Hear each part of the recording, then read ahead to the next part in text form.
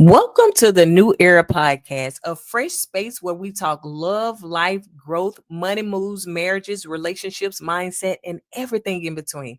Hosted by me, Courtney. This is where real talk meets wisdom, humor, conversations that help you grow through what you're going through. Whether you're navigating relationships, leveling up in life, or just need a word, you're in the right place. It is time to align, thrive, and embrace your next era. Hey, you guys, welcome back to another episode of the New Era Podcast. And y'all, I am so excited. As you can see, if you're watching us on YouTube, we have guests today, y'all. And you know, I get excited whenever we have guests. And I am super excited for them to share their story. Now, I first want to talk about this book, y'all. Look at this book. Now, this is called Grace to Climb Mountains, and we're going to talk about a childhood of deception and emotional abuse. Now, this was written by this young lady, this beautiful soul that you see right here on this camera. Her name is Katherine Weaver, and y'all, she wrote a book, and let me tell you something. I was shocked and I was stunned, honey. I was sitting up there gasping for air, honey. So I read the entire book. I had to slow down because I wanted to make sure I remember all the details before this actual sit down. So I had to pace myself because I was going to read this in a good 2 days. Probably could have did one if I would have started in the beginning of the day. But y'all, I am excited to have them. As you can see, we have our brother Elgen down here at the bottom. If you're watching us on the video, you can actually see him. So we have a brother and sister that is ready to share and talk about their story of emotional abuse as well as childhood deception. So first, can you please introduce yourselves? Hi, I'm Katherine Weaver, and I'm the author of the book. And I'm Elgen. Just call me L Underwood, the brother. The brother. So, first of all, Katherine, since you are the author of the book, but I know Elgen is in the book as well, let's first talk about what made you write this book. Well, I was having a hard time, and I have had a hard time over the years as an adult, connecting my emotions. I would change jobs often. I had a hard time celebrating my birthdays. Just a lot of different emotions that by the time I turned 58, 57, 58, I felt they should have been gone. They should have been dealt with, but they weren't. I was still having emotional problems, and I knew where they were coming from. I've always wanted to write, and they say write about what you know. And the only thing I knew was my own life. So I talked to Elgen last year, back in 2024, early 2024, and he had been telling me even before that, Marie, write the book. It'll make you feel better. Write the book. Every time I tried, I'd start crying. It was just too painful. At that time, I was writing from a place of hate, and not a place of love and forgiveness. But by the time I sat down to write the book at the top of 2024, I was writing from a place of, okay, this is what it is. This is why I do this. This is why this came to be. I wasn't writing from a place of hate or regret or sorrow for myself, more for the adults that brought me up. So I knew at that time I was ready, and it felt right. So let me ask Elgen, what made you inspire your sister to write the book? We got tired of hearing her talk about it. She's been talking about writing this book for all my life, for real.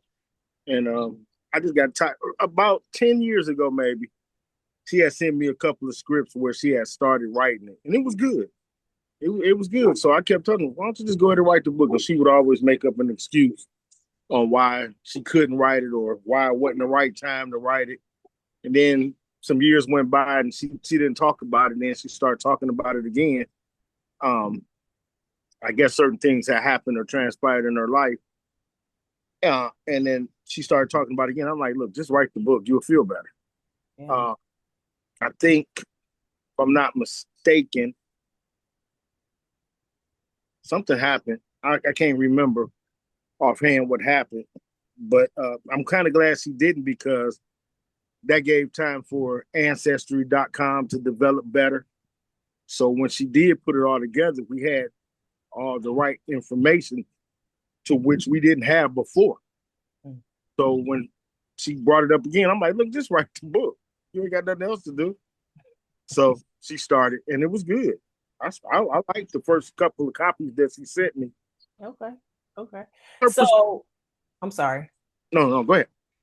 So in a way, this book was therapy for you, writing it, releasing your emotions and everything. So a lot of times people aren't self-aware of their emotions. So you said that you were still dealing with a lot, even as a full-grown adult. A lot of people don't go back to their childhood. A lot of people don't go back and see why they still dealing with issues that they're dealing with as a full-grown adult. Like, you were self-aware. Have you sought therapy to be self-aware, or is it just something that you dealt with? I saw therapy years ago, and she told me after a few visits she couldn't help me. I would cry in every visit. And in every visit, instead of talking about the issues that were going on that brought me to her, that I thought brought me to her, should I say, I would always go back to childhood. I would always go back to my teen years.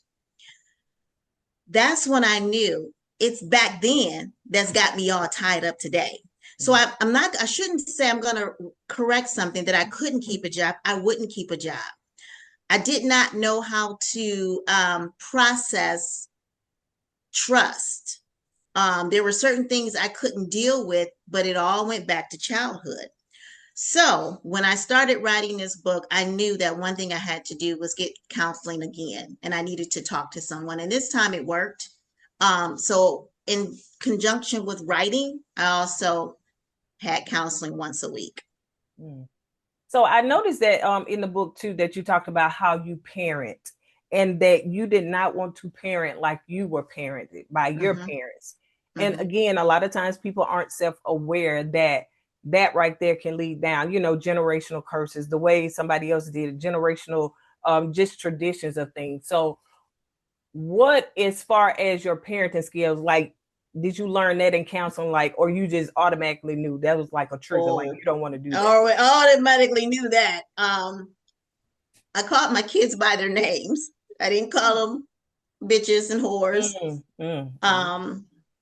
I did not hit them because I was afraid that if I did, I wouldn't stop. My youngest, I spanked her maybe until she was 2, but it wasn't often. My oldest, she got her last spanking at 5 because it didn't feel right for me.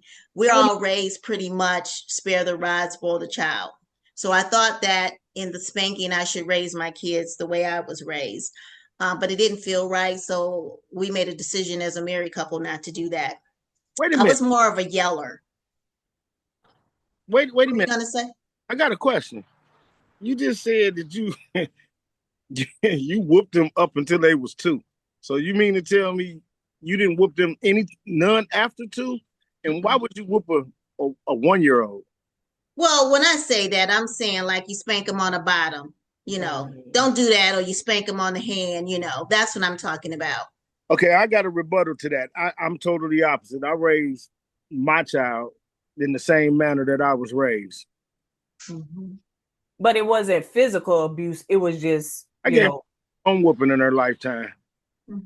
So no, it was not in the manner of the abuse that me and Marie suffered through. No. Right. Yeah. It just didn't feel right, right? I don't know, because I'm a firm believer that you don't just whoop a kid for nothing. I've been a firm believer, and I'm gonna stay a firm believer in that. I feel like you gotta, if you're gonna whoop your child, and I'm all about whooping. I'm a disciplinarian because that's how I was raised, by a disciplinarian. But if you're gonna whoop your child, have a reason to whoop them. And mine was cut straight across the board.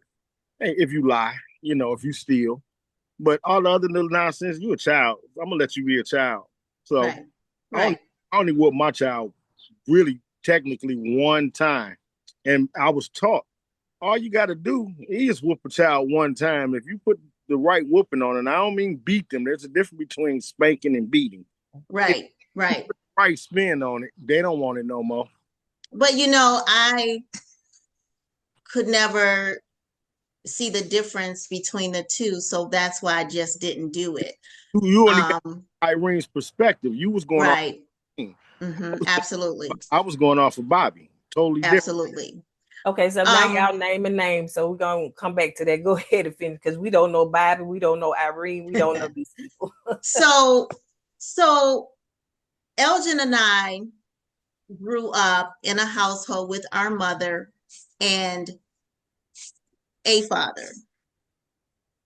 However, so we had the happy little family thing going on at times. But then I would go and visit a father on weekends or holidays, or to get school clothes, or just to go to Cedar Point or Jogga Lake. But the daddy we lived with didn't know. And Elgin would do the same thing. Go get the school shoes, go visit, go get the toys. And then we come back home to our other life. So early on, from birth, we lived this way. It wasn't like it started in the middle of kindergarten or 10th grade. We were born. Elgin came out of the womb. I came out of the womb. This is how we were raised.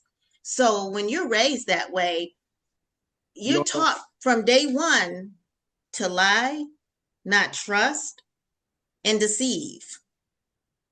So when you grow up that way as an adult, it becomes fuzzy.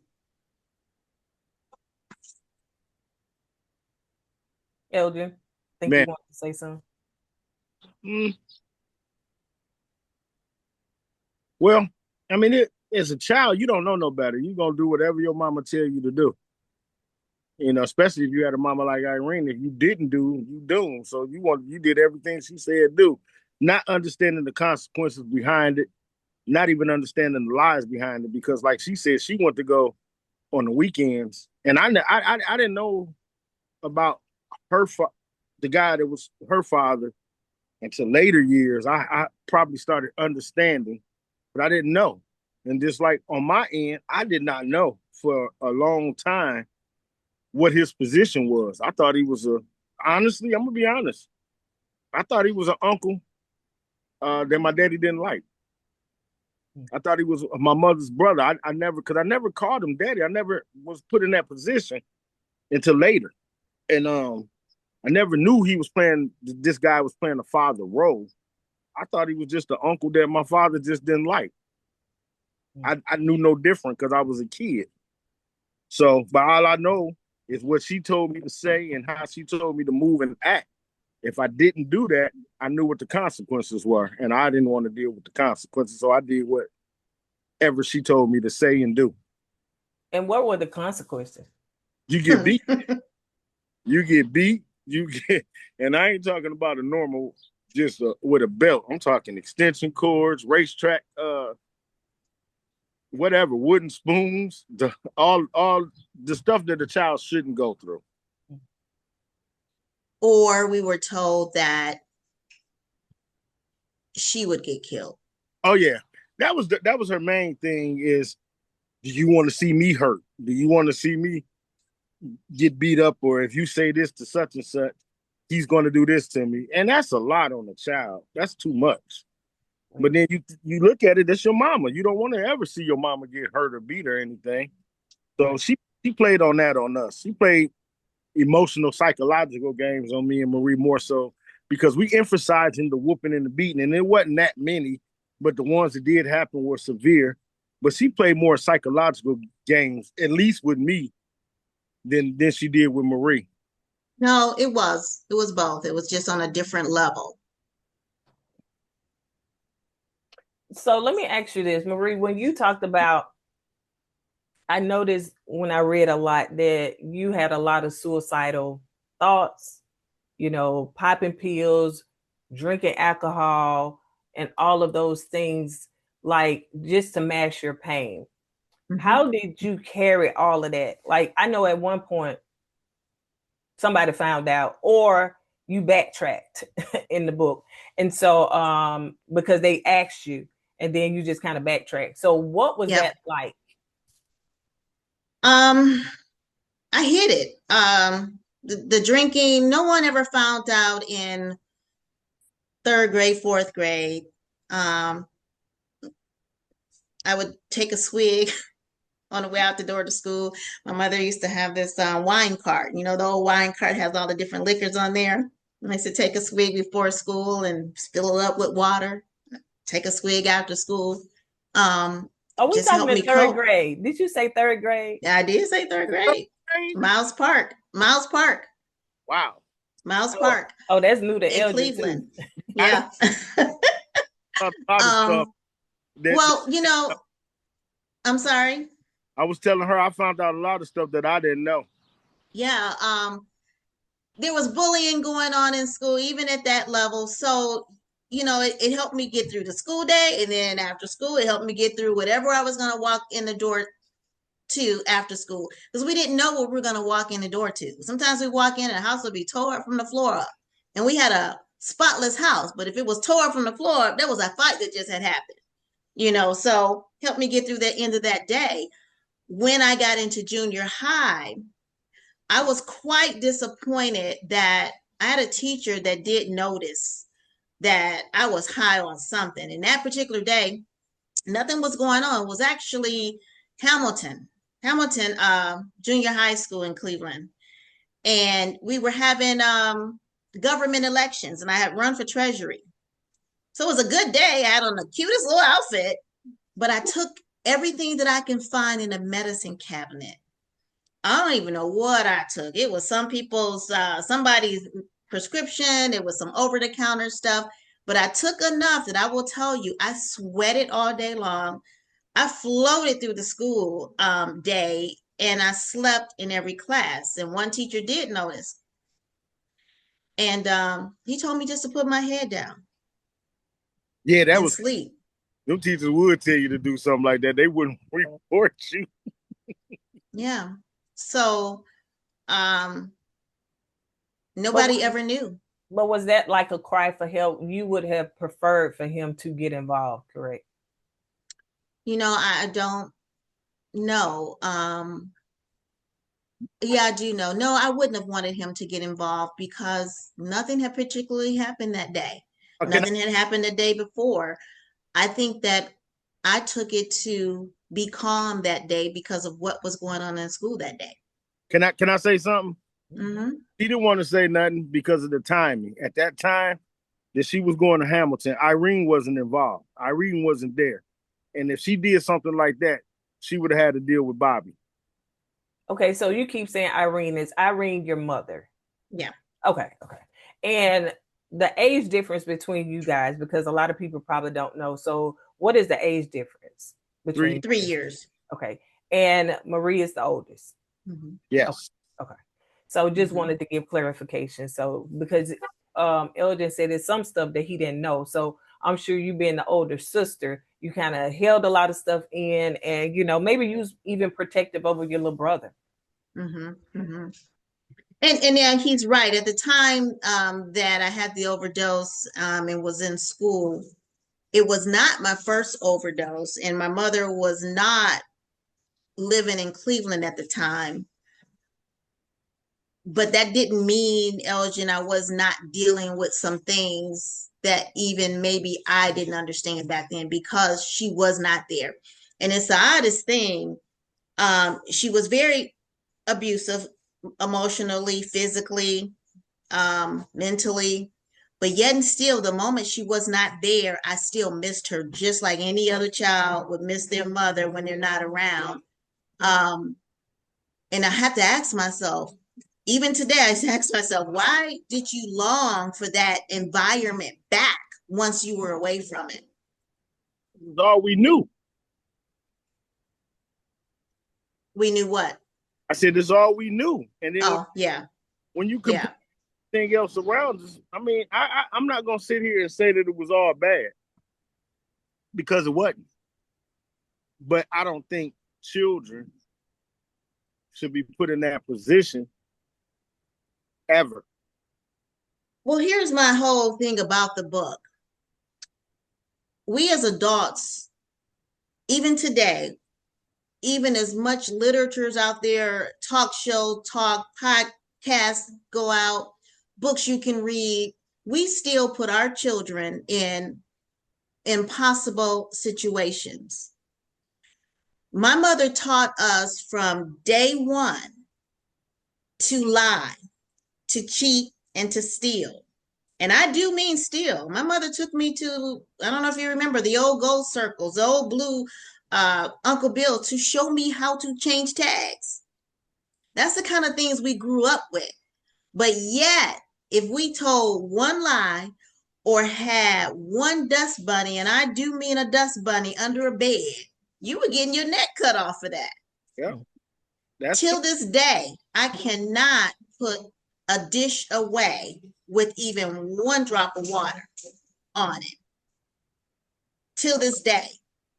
So because you're actually living through that trauma, because you were traumatized by that, so now it affected you today. As an adult. It affects today. Neither one of you ain't gonna never come to neither one of our houses and our house is dirty. So I don't know if that's a good or bad thing. I mean, for both of them. Well, it can be bad in a way that becomes all consuming. So I have two daughters. One doesn't work. She doesn't worry about the house being clean. Her main focus is her children. The other daughter, she's gonna break her neck cleaning, and she has no kids, but she has a pet. And she's always cleaning, and she's gonna clean it from top to bottom before I come because she's worried about what I'm gonna say. But it's funny because she didn't experience no trauma in that. No. But trauma sometimes it passes down. You know what I'm saying? Like what her mom experienced, it may be in her blood, it may be a part of her still, in that it just passed down. So let's talk about, the cleaning, because there's one part in this book where I read about the no wire hangers.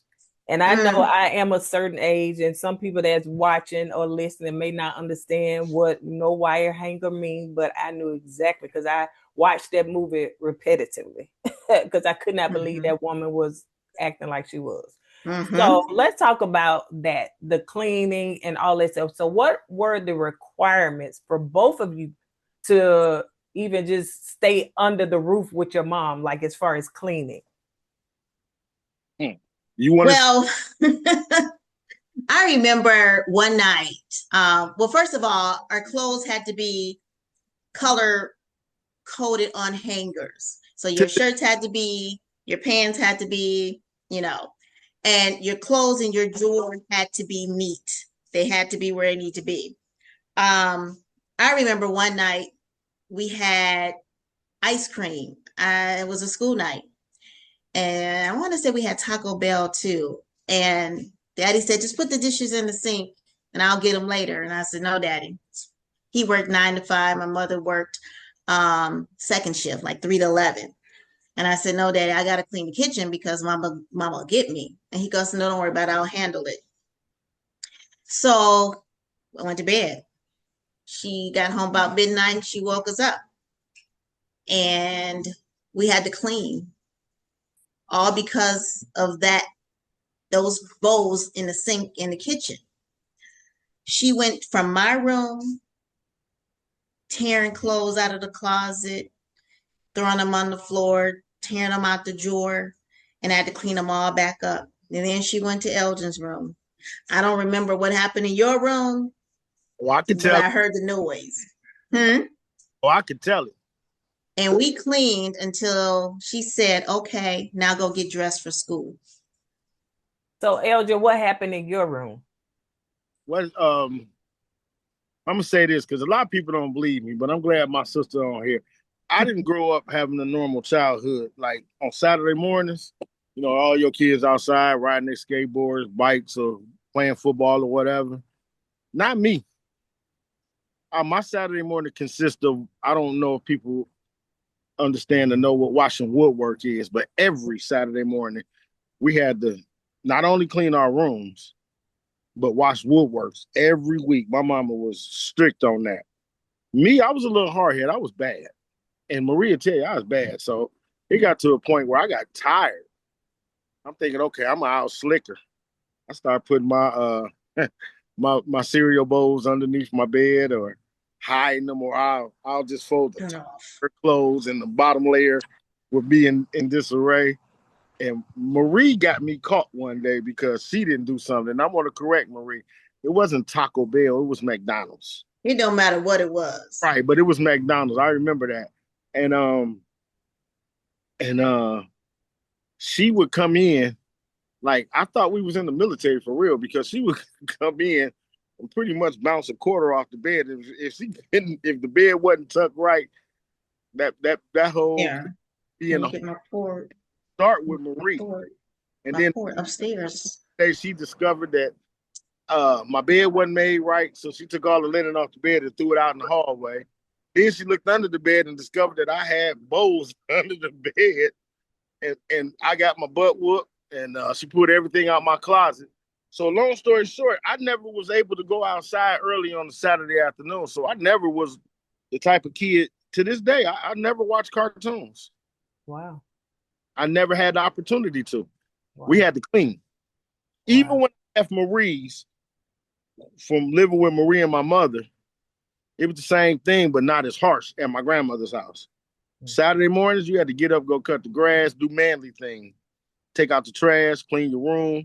So I never had that, that kid thing. And plus, my father used to always say, "You watch cartoons, you're gonna have a cartoon mind." So I never really was the type of kid that wanted to watch cartoons at that point. Wow. Yeah, I remember one time I came in from football practice. I'm fast forwarding a little bit, but I came in from football practice one day, and didn't know. I didn't know what was wrong with me. Something happened at practice, but I came in. I'll never forget this. Well, we don't want to talk about that because that's in the book. That's in the book. Okay. That's in the book. We'll let that one go. Yeah. They got to get the book to find that out. Oh, yeah. That's in the book. When we move forward as adults into relationships, I feel like Elgin had a hard time because of the deceitfulness he was made to, as a Black man, made to live under, made him unable to trust men. Women. Sorry. Yeah, women. Yes. For me, a great part of writing this book was moving from under the shadow of everybody's lies. Here I am, 56, 57, still living lies that were created when I was born. That's ridiculous. Living lives amongst 3 separate families where one family didn't know the lie that Elgin and I lived under.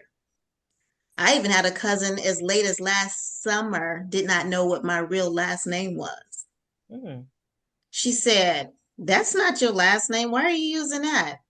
I said, "Well, that is my last name." She said, "Well, that's not your father. That is my father." Mm. So what I learned from that little bit of conversation with her is that she didn't even know who my true parentage was. She did not know what I was living in. I felt like I lived 3 different lives with 3 different families up until this book. When this book came out, I think I was able to, I know I was able to shed the lie and live a truth. When people talk about living their truth, I felt like Elgin and I both were able to live our truths without shame, without feeling bad, without feeling guilty, because we didn't create those lies. We were just made to live under them. And I'll tell you, Courtney, to this day, because of this book, his natural family doesn't speak to him and mine doesn't speak to me. Because of the book? I mean, know. Oh, okay. We don't know. Not necessarily because you wrote the book. It's just that they just don't speak to you guys. Yeah. Okay. To me, the hope was, or the thought was, that once you know the truth, things would become more clearer. Actions of people would become more clearer. But instead, I don't know what you want to call it, Elgin. It pushed people away. Well, it upsets me because they were a part when you did the book launch, and they came. Certain members of the family came to the book signing or whatnot, and I don't know if they read the book or not. I really don't know. I want to believe that they did because I got a phone call from certain members of the family. I ain't saying no names, but they called and they asked me how I felt about it, you know. But my thing is, why are y'all calling me? This is Marie's perspective. I feel like they should have called and apologized to her because I was witness to a lot of undertone talk about Marie when we was forced to live with our grandmother because our mother wasn't around. And to me, they treated Marie like a stepchild. And all along, well, I say that for the book, she wasn't the stepchild. You know, she was the direct descent of them. And I feel like they, if nothing else, they owed her that much to apologize because they didn't know. And they, how would they know? You know, how would we know? We had to do research to find out what we found out. We just know we were taught to lie, but we didn't know the reasoning behind it until we became adults. And I feel like they owed her, at least for her to have the courage to even put it out there. They had, at least they could have responded and apologized to her, and they didn't. And that's what upsets me more than anything. Well, why did you show up to the book signing? That's the question I got. What was your reason for showing up if you're not going to reach back out? If you really truly read the book, then you know the truth.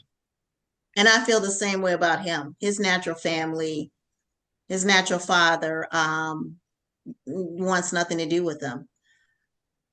I And understood it to be that years ago he felt as though Elgin at some point should have told him. I didn't know. But even when Elgin did know, Elgin didn't have the right to go off and tell you the truth. You, this man who's been lied to all these years. And now that you know the truth, especially from the book, where is the grace to connect with your son? If Elgin gets sick today with some horrible disease, or his daughter, his lineage has cut him off for a lie he didn't even create. But with that being said, I'm cool with that though, because he can never replace the man who raised me. So I'm cool with that. I'm cool with the absentees. I just hate it for my daughter. You know, I hate it for her.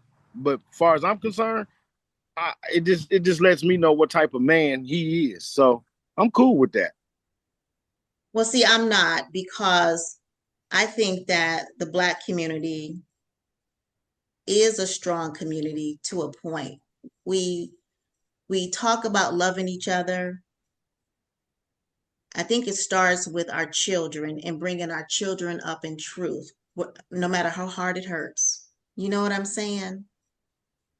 And with truth comes power and strength.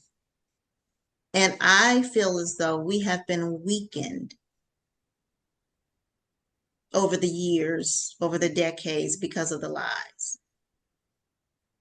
Yeah, I agree. It's often said in the Black community. I don't know the other communities because I'm not other. I'm Black.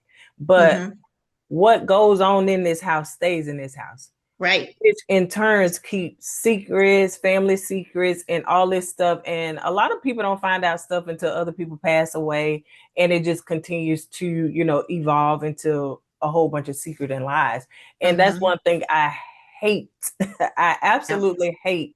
And I learned to tell my children all the truth, whether it's good, bad, or ugly, because once I'm gone, they will know, okay, this is the truth. You know, so I do understand your point, but I understand Elgin's point is he's not going to hold and harbor any kind of resentment, you know, unforgiveness, all that. So he's not going to do that. He's just going to let it go, because you can't force a person to do something that they don't want to do. Yeah, So, absolutely. we have Hmm. to, let that go. So, but he said, with his daughter, the disservice is toward her, Yeah, it's unfair to her. So definitely. I And just her wish that children to be. Hmm. exactly. I just wish that everybody would learn to just tell their truth and Right. stop saying what goes on in this house stays in this house, because I mean that hurts. That it really and truly hurts everybody. It did, Hmm. because I still live by that. It just depends on what it is. If it's family oriented, no, say something. But if it's outside entities, Oh what yeah, goes on in this house, stay in this house. yeah, yeah. Cause Yeah, it is a context to it, what I'm saying? Explain the context. But I'm necessarily talking about family secrets, oh yeah, Right. finding Right. out that your daddy is the man next door, or just Right. stuff like that. Right. Right. So yeah, Right. that kind of stuff. So but yeah. Because as it stands today, my kids don't know their kids. They certainly don't know my grandkids. So can you imagine, fast forward 20, 30 years from now, you're getting ready to date or marry your blood cousin? so let me say this. This is kind of too funny to me. Um, my biological father's family, they all seem to know me, but I don't know them. You know what I mean? They know of me, I should say, but I don't know any of them. Never met them, never had a conversation. So my daughter's substitute teaching now at one of the high schools that one of his nieces work at. And she greets my daughter all the time. Tell your dad I said hi and this, that. So just the other day, my daughter called me and said, Daddy, your cousin told me to tell you hi. But honestly, I don't know her. I know of her, Mhm. but I don't know her. And it's confusing my daughter Mhm. more so than it is me, because I have no ties to them to as where she does directly have ties to them, because one of his other children is her aunt. They communicate. And it's confusing to me because I don't communicate with them. And this is my sister. Wow. It's just real messed up. It is. It is. It really and truly is. So I want to talk about some of the things that really stood out with me in the book. And one of it is when you told I think you were staying with your mom, Marie, and you were working. And so I think your mom wanted you to pay rent or pay something, give some toward the bills, and you called your dad. And what he did, girl, I was like, oh my gosh. That stuck with me so long. I mean, he came in that door. He slapped her around. Is that no? That's when he slapped her and she had the black eye and she said, "Look what you made him do to me." I rode over there with him that day. Yeah. And the thing about it is, that wasn't the first time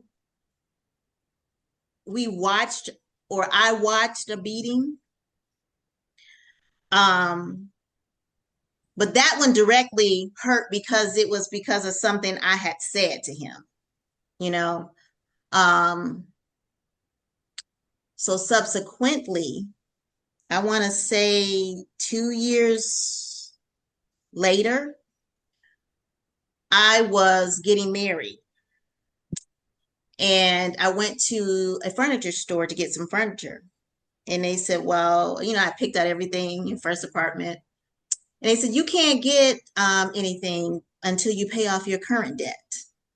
Current debt? I don't have any debt. I'm just barely 20, 21 years old. What do you mean? So they brought out a piece of paper with my ID and a signature for furniture. I want to say the balance it was over 1,000, but not quite two. And I said, that's not me. I said, that's my ID, but I didn't sign that. I didn't do this. So I said, my mother did this. So they walk away, go into the office, and they come back. And they said, Well, unless you want us to prosecute your mother, I suggest you pay the bill. Hmm. So thinking back to the beating that night, because I called my dad, I paid the bill. All right, it's something I want to clarify something. So this the everybody know. Me and Marie got two different perspectives on what's beating when you speak of our father and our mother um, fights. I don't call it a beating. She do. I don't. I just don't, and I never will. I'm not gonna paint him in that light. Yes, he struck her, but he did not beat her. So what's the difference? The difference is when it's a continuous thing. When you hit a woman and you continue to hit that woman, where you throw her around the house, toss her about or whatnot, that's a beating. He struck her. So I'm not going to let Marie or anybody else paint that picture like my father was a woman beater, because he wasn't. He struck her. Whether that's right or wrong, that's your opinion to look at it, but he did not beat her. It still was Well, abuse, correct?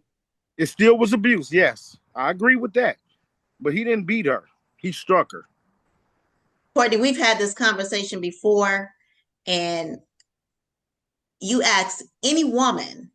And I know what they would say. I just want to clarify that from my standpoint. I'm not in agreement with the beating. I'm not. As a man, I'm not. That would be a good poll question, because if you hit a woman, if you can just hit a woman, and a woman will tell you he beat me. And I think that's wrong. He struck her. It is perspective, and we're going to leave it at that. It is perspective. We've already agreed to disagree on that. It is perspective. But what would you call it? But what would you call it then the day we came home from school and he was whipping her with a belt and she was begging him to not make us watch while he beat her with the belt? What would you call that? You want to touch on what brought it to that? No, because I was in school. I don't know what brought it to that. I'm just asking you, what was that act? A strike? Because it was more than one strike.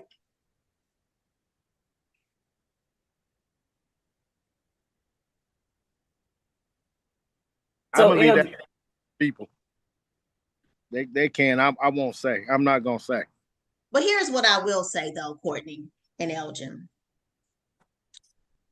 My father, when he did hit my mother, I used to hurt in the inside for both of them. And here's why.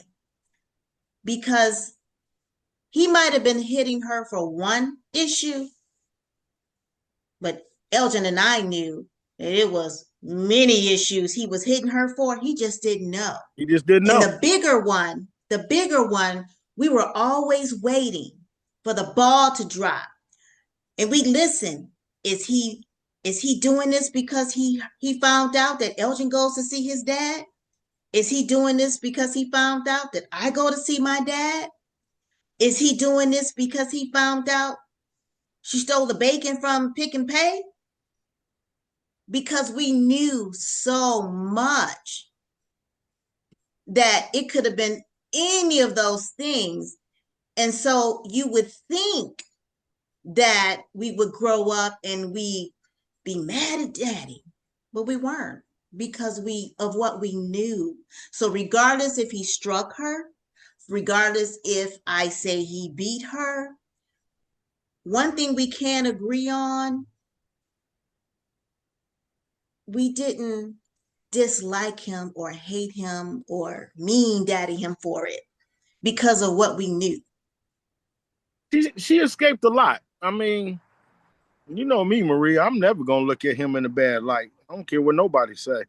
He was The my. book could have been longer. The book could have been thicker. It could have been if we added my perspective to, which is book 2. People coming to y'all real soon. okay.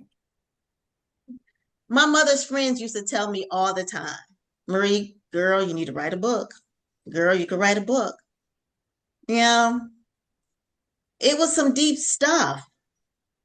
I used to cheer on sometimes, or some of the confrontations that they would get into, I would cheer it on because she used to make us lie so much. My head used to hurt. Like I couldn't, at an early age, I couldn't keep up with the lies.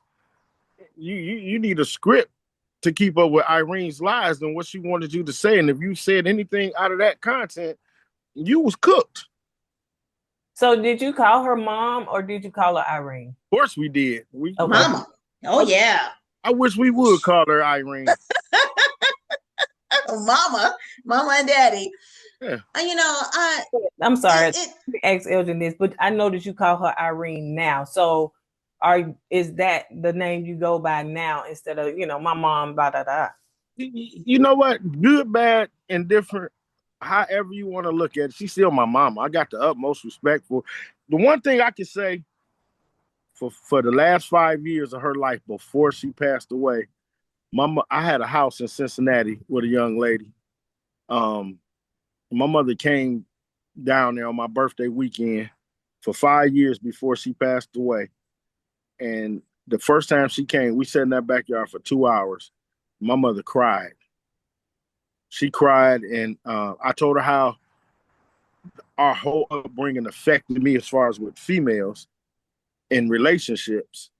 But she cried, and she said it was she did the best that she could do, understanding how she was raised. And I forgave her. So when you ask, do I call her mama or Irene, I got the utmost respect for her, and I've forgiven her for my part. Now, the stuff I discovered that she did with Marie, I still forgive her because me and Marie both don't know exactly what was going on in her mental and how she was raised, considering that her mother was an alcoholic, considering the condition that she lived under. So I still forgave her, and I still do to this day. Yes, she did a lot wrong. Yes, she abused me and Marie mentally and physically. She's still my mama. So I hope that answers your question. She's still my mama. Yeah. I mean, yeah, it really did gave a lot of context. Because one thing that you did say is that as far as I know, Marie talked about it, you had trouble trusting women. Yes. And going to her and said that's the reason why I guess you can't have steady relationships, and just letting her know it was due to her. And she saying it's due to her mom, the way she was raised, because all of that is true. Like everybody's taking ownership for the stuff. And I like the fact that you acknowledge that, this what has affected you in your relationships, because a lot of people do not have that self-awareness. That's why they acting weird out here. You know what I'm saying? It's because how they were raised, and they're still probably nurturing that little boy or little girl on the inside of them that did not seek the help that they needed when they were young. So yeah, I thank you for giving all of that information, because I mean, that is valuable for whoever is listening. I mean, a lot of times you moving weird because of your childhood. Yeah, exactly. And people don't look backwards that way. And I believe that's why my marriage has lasted so long. It's because of the way my mother and father's actions were. Wow. So yours was a little opposite, because I noticed in the book you said that you started becoming self-aware of, hey, I'm not going to treat my children like this. I'm not, as far as even on your jobs, you were saying that you really and truly had trouble even working because of the trauma that you went through even as a child. And again, a lot of people are not that self-aware. Yeah, I don't like to be, yelled at or disrespected in tone or in action, but that all goes back to the abuse. You still sense it or feel it as an adult. Wow. Wow, this was a lot. And I know we did not even touch on the fathers, because I want them to get the book. Because if y'all wondering, like, okay, what's going on? Who dad, what dad, all this stuff. The names are in the book. They didn't say it, so I wasn't about to even spill the beans. But you got to read the book. You got to go and tell them where they can find this book at. It is available on Amazon.com, Walmart.com, BarnesandNoble.com, and it is in the Cleveland Public Library system. So let me tell you guys, like, this was and I'm not just fluffing it, you know what I'm saying? I really truly this was a good book. It gave a lot of shock value, because, for a person, like, everybody don't experience physical abuse from their parents, emotional, but everybody don't experience that. So, you know, when I'm reading it, because that wasn't my story, you know, everybody got their own story. That just wasn't my story. And so when I'm reading, I'm like, oh my gosh, oh my, she did what? I mean, mama had stole everything. Honey. Mama had stole the folks stove and sold it. I was like, oh, she did not care at all, honey. She did not care. So yes, it is a lot of good nuggets in here, and is, as you can see, is triumphant. So they're not like wounded, they're not like in therapy, they're not in despair, they're not blaming their mom and dad for the things that they went through. They have triumphed from this. As you can see, they are very mature and emotional mature, as you can tell, because like Marie said, she's been married for 36 years. So even in that marriage, Marie, did you have some like flashbacks, or did you have to go to marriage counseling? Did you have to work through some things being married that long? 38 years. And no, and yes, the answer is yes. I didn't like yelling. So when you get married, we got married 8 months after we got married, after we dated. So it takes a lot of years to learn each other when you got married within 8 months. I wasn't pregnant. We just didn't want to live with anybody before I got married to him. And I'm so glad I did it this way, because my natural father had the opportunity to give his blessings on that marriage. But I don't like yelling. I don't like disgruntledness. I don't like when there's dissension in the household, because it goes all the way back to, I'm gonna say this. what I witnessed growing up. Right. I'm gonna say this. I didn't think it was gonna last. I didn't think it was gonna work, and it has. She proved me all the way wrong, and I'm proud of both of them for that, because I love my brother-in-law, for real. That's my man. Mm-hmm. But I didn't, because it happened so fast, and I thought she was just doing it to get away from mama, for real. But I love it. I love it. I love it. But it didn't happen for me yet. So it ain't happened for you yet. But are you still open to it? Are you still open to it? At this point, yes. Okay. There was a time when I wasn't, because of all the trauma that I went through and the deceit that I've seen. I used to watch my mother lie to dudes. She would come in the house at night, some nights, and my mother had a very, very good job, I would consider, at that time. But she would come in the house and unplug the lights and cut up, burn candles. And one day I pissed her off, because she called this guy and told. I used to watch my mother. I used to sit at the top of the stairs and look over the banister and watch my mother fake cry, make herself cry. She would stare at the wall until she got tears, all of that. And then she would call the guy and tell him that our lights was off. So the guy would come over and bring her money to pay the light bills. And one day I cut the light on upstairs. Boy, I got it for that. But he didn't even notice it, though. She did. Yeah. But those are the type of things. So I didn't think that it was going to last with Marie, and I'm glad it did, because I got one of the best brother-in-law a man could have, and two beautiful nieces out of it. But it just didn't happen for me yet. Wow.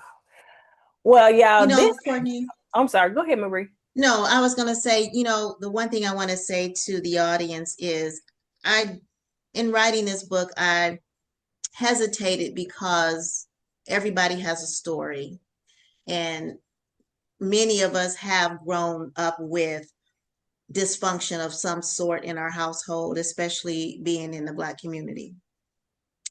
But what I felt was most unique and different about our story is that we lived with 3 fathers, let's say 6 families, a host of step siblings, and nobody knew but Elgen, myself, and my mother.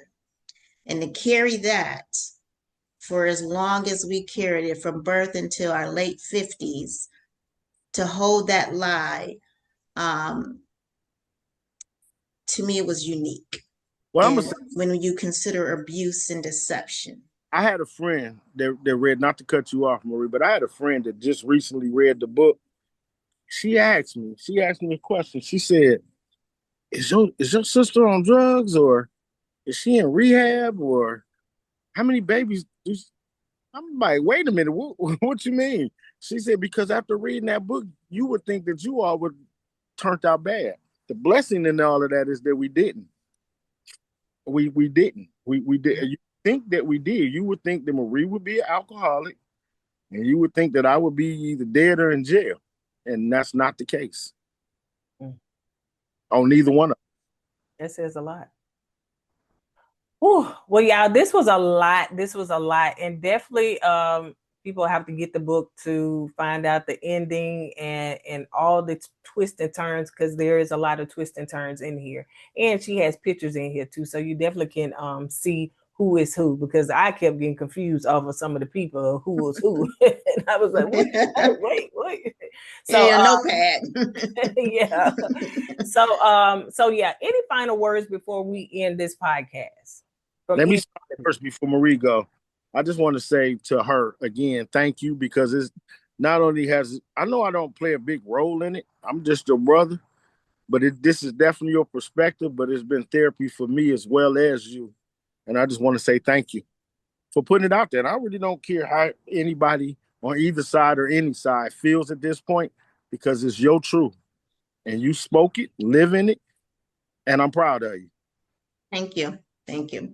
Courtney, thank you for helping us get the story out there. You're welcome. You're welcome.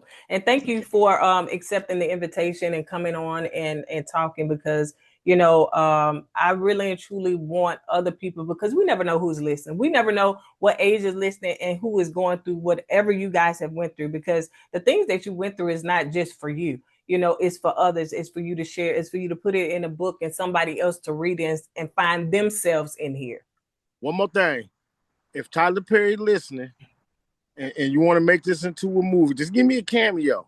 Just a little cameo.